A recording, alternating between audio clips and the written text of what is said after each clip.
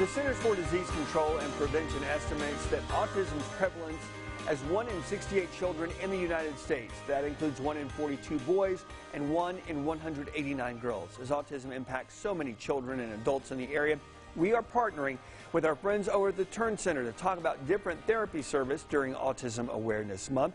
Stephanie Wright and Landon Brown teaming up with us today to talk about communication and socialization for kids with autism. So welcome on to the program. Big believer in what you guys are doing over at the Turn Center. Let's talk about how autism affects communication.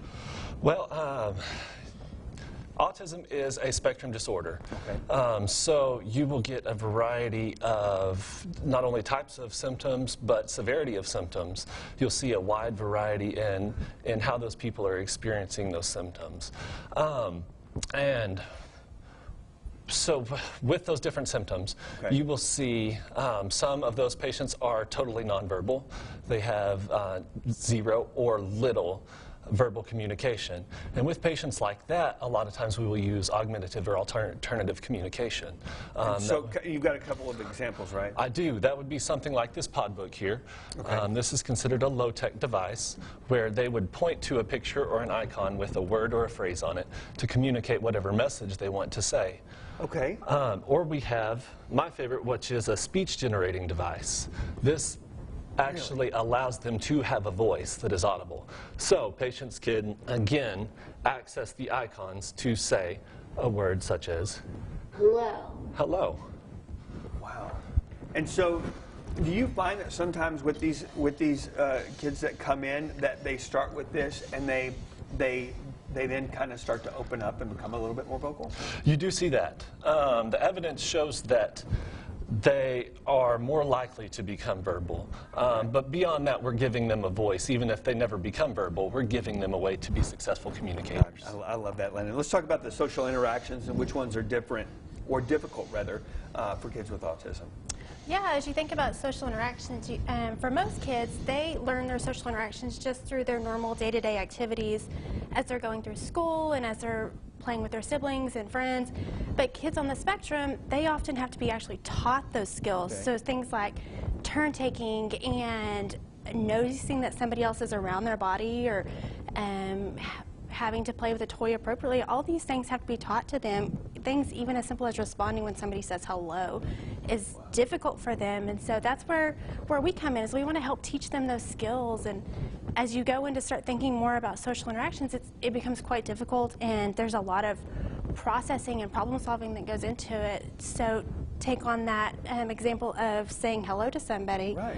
You know, as you're doing that, you have to, whenever somebody comes up to say hello to you, you have to remember, well, I've got to orient my body to you. I've got to figure out what I want to say to you and how I want to say it to you, all while making sure that I have good eye contact with you, and I have my facial expressions match what I'm trying to say. Right.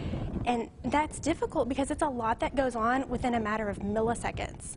And so when it comes down to it, these kids on the spectrum, they need to be taught that stuff and taught how to be flexible in that, because if you're talking to a peer, you're going to say, hey, what's up? But if you're talking to your principal or your teacher, you're going to be a lot more formal, yeah. And you're going to say, oh, hello, how are you? Things like that. And so that's where we come in as speech pathologists and helping them go through the processing and the problem solving and all of the different areas. And this is just one small example of how that impacts them. I think that we, a lot of times, what Landon was talking about, we know that, but I wouldn't even have thought that all of those things fall into it. So how do social skills impact these children throughout the lifetime? Well, when you think about it, social skills impact every single relationship that you're in. If you're having an interaction with one other person, social skills are involved. Yeah. And so it impacts you from birth to death.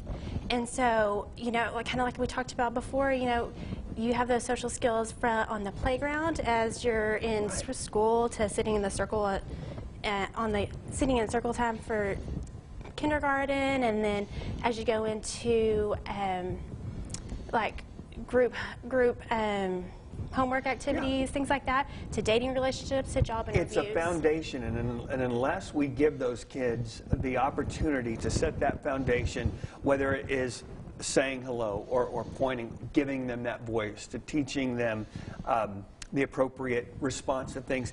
Again, there are so many different layers to the Turn Center, and we could talk for months on end about all the good that is happening. I've seen it. I've seen the difference that it makes to the kids who go in there, the difference that it makes to the families.